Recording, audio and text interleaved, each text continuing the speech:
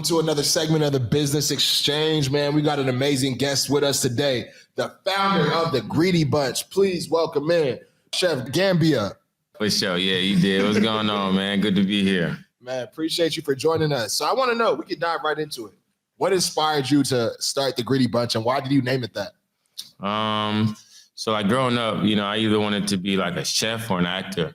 And I feel like being a chef was more realistic. So I was like, let me just stick to that thing, And why would I call it the Greedy Bunch?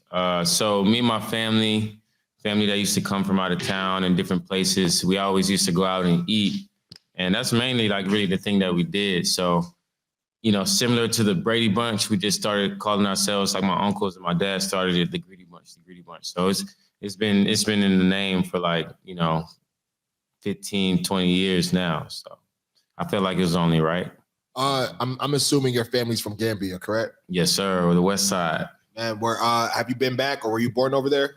So I was born and raised here from the South Side, Clayco. But I go like every year, definitely go every year just to get out, just to get away from America for a little bit. It can be stressful. So. Is the time to go December like how it is for Nigeria, or when's the time to go? Yeah, December, January time. I try to stay away from those months just because it's too much going on. Yeah, well they call it semester season. Okay. Yeah. So for somebody, have you been to Nigeria? Nah. So I haven't been to Gambia. Kind of tell me how that experience is over there. Is because in Nigeria, it's like, let's say there's a KFC, they're serving jollof rice in the KFC. Mm-hmm. The clubs don't close till 7 a.m. over there. Like you party. Is it the same type of vibe over in Gambia, or what would you say? Yeah, I would say so. So Gambia, one of my favorite things that I love about Gambia is the fact that it's one of the smallest countries in Africa. So you can literally, it's probably like just a few zip codes. You can literally go from one end to the other in a matter of a few hours. But the main parts of Gambia is really small. So it's really like a 30 to an hour drive back and forth. Wow. Mm-hmm. Same vibe though. It's definitely not like that in Nigeria, boy. It's gonna take you a whole day to get across that country. Yeah.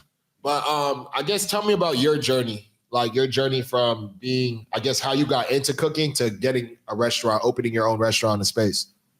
So my dad, he used to be a cook when I was younger at this restaurant called OK Cafe. So I guess that's where it started. I don't remember too much of those days, but what I do remember is, him and I and my siblings cooking breakfast or cooking whatever it is that we're cooking. And for some reason, I just started watching a lot of Food Network, eating the African food that my mom makes and having like American neighbors come over and try the food and seeing their reaction. I just knew like, okay, yeah, there's something different with the food that we eat at home versus what people, out. Yeah, exactly. So how does your heritage influence your food and business approach? I guess I would say just the flavors of the food. I grew up eating in a big table, laying on the floor, sitting on the floor. With the family, right? Eating with our hands and all this type of stuff. So, I guess you can say that's a piece of where it came from. Just inviting people from different houses to come and eat. I really would like the Greedy Bunch to be looked at as a spot for everybody, where everybody can come and chill and enjoy themselves, different races, ethnicities, anything, So yeah, definitely along those lines. In your opinion, what makes your restaurant stand out in the Atlanta food scene? The flavor and the authenticity of the food. A lot of places, it's like processed foods or not so healthy food or just really something you can get from anywhere else. But with my restaurant, the Greedy Bunch specifically, it's good and homemade type food. I still have my mom making the jollof rice. So she comes in on Fridays. Oh, yeah, I'm coming down. African is making that jollof. I'm coming down. I don't even trust myself to make it. I got to let my mom or my auntie, somebody else whip it up. So yeah, it's definitely straight from back home. Definitely. So I know the jollof rice is smacking. What else is some of the most requested menu items you got on there? So one, I would say the loaded fries. You know, we got to cater to everybody, which is the goal. So the loaded fries, we take the fries and we toss them in the wing sauces of your choice. We also make our own wing sauces. And then you can do chicken, beef, or lamb. We chop it up with grilled onions and cheese, throw it on top. That's always a go-to. People love the loaded fries. And then for two, I want to say the Domoda Pasta, mainly because the Domoda Pasta is something that I've been working on years before I even opened a restaurant. Yeah. So Domoda Pasta is, some countries call it mafe. It's like a peanut butter sauce that goes over rice. Okay. So what I did was I took that sauce and I recreated it into a pasta sauce. So exactly. So it's kind of similar to Alfredo. People who try that for the first time and they're not allergic to peanut butter, oh yeah, they go crazy for that. So I'm truly proud of that one. That's my signature for sure.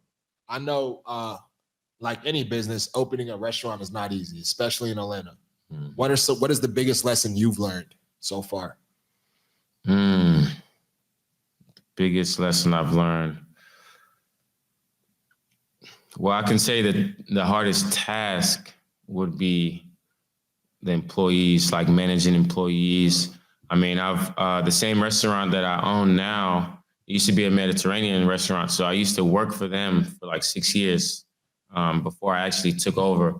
And so just seeing the way my boss treated me or how he moved, I just wanted to be a better boss, if that makes sense. So, you know, I try to give everybody their time, or if they have days that they want to request off, you know, because it's not all about work. I still want you to live.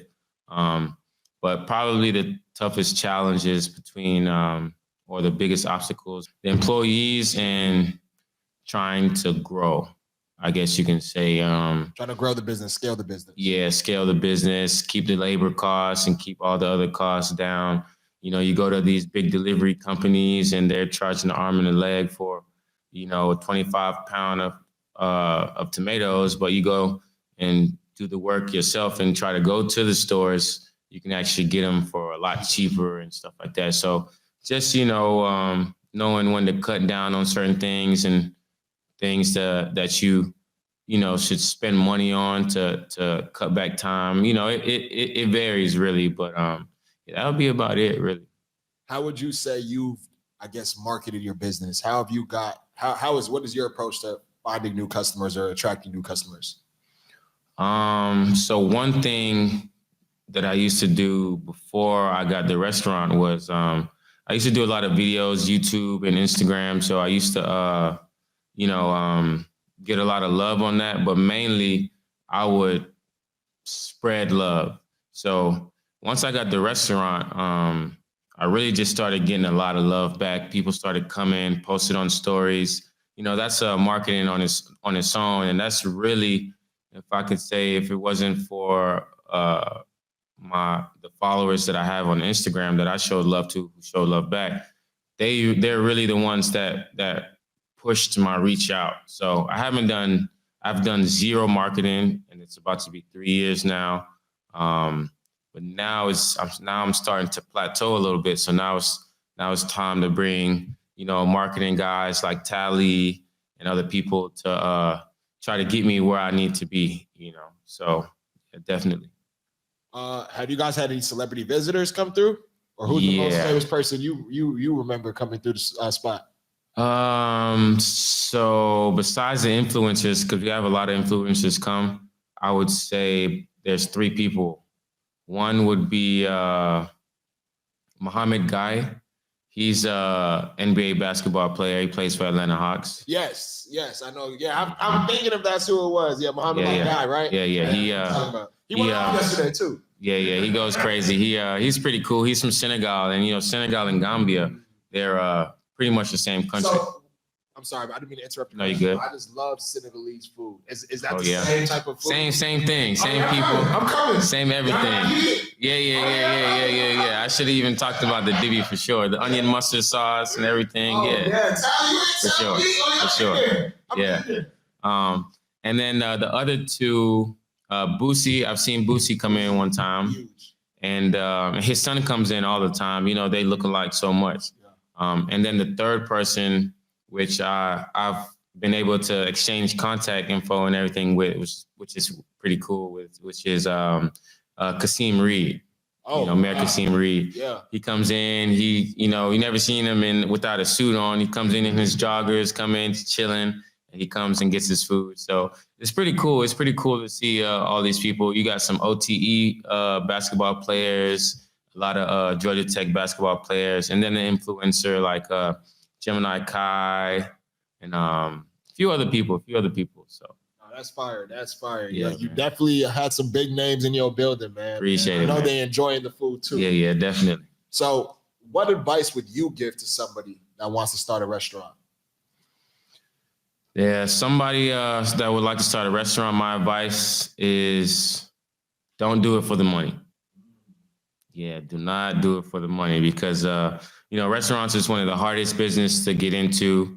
And the profit margin is very, very slim. So unless you're selling alcohol or something like that, which we don't have, everything halal, Muslim owned, Black owned. We don't have any alcohol, but don't do it for the money because it's a lot of work. And if you're doing it for the money, you're going to quit before you can get there.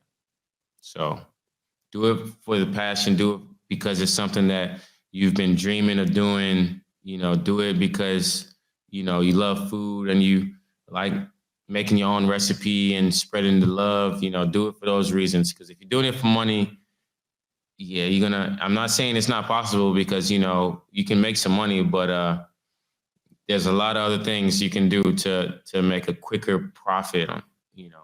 So do it because you love it. That would be my advice. So, I got to ask this question before I get you out of here. Mm-hmm. Nigerian jollof or Gambian jollof?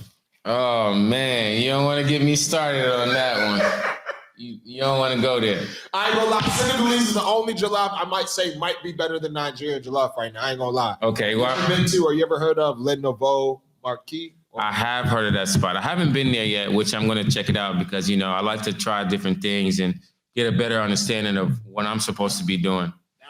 I'm coming to but they have. I gotta see what it's hitting on. Yeah, well, they have food from a lot of other different countries going on. Yeah, it's not just like Senegalese or anything like that. And since we're on the topic of the whole Nigeria and Senegal thing, Senegal and Gambia used to be Senegambia.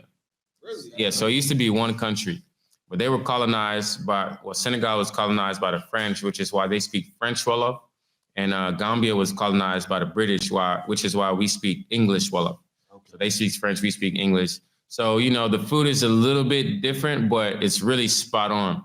And if I may include, jollof rice came from like the word Wolof. We speak Wolof and, we make jollof. So that's really where it came from. So y'all started jollof rice? We did, definitely. And if you do some research, you can see in a jollof competition between all the African countries, Gambia was actually the country to win. So you got to have to show me that video. Yeah, you have to show me that video. Yeah. Man. I'm gonna leave that right there. It's gonna be you're gonna get a lot of comments about this Nigeria jollof thing. You guys are more populated, so I'm gonna let y'all have that. Man, I just want to say thank you so much, Chef Gambia, for sitting with us, man, taking the time to be on the Business Exchange and tell us all about the Greedy Bunch, man. Where can we follow you? Where can we order? How can we get to the Greedy Bunch? Please tell everybody where we can find you guys at. For sure. So first of all, the Greedy Bunch is located on 14th Street, 420 14th Street Northwest. It's right next to the big mosque, and it's also next to House of Hookah, Midtown. You guys can follow us at the Greedy Bunch ATL, Facebook and Instagram. Facebook and Instagram. And pull up, reach out. If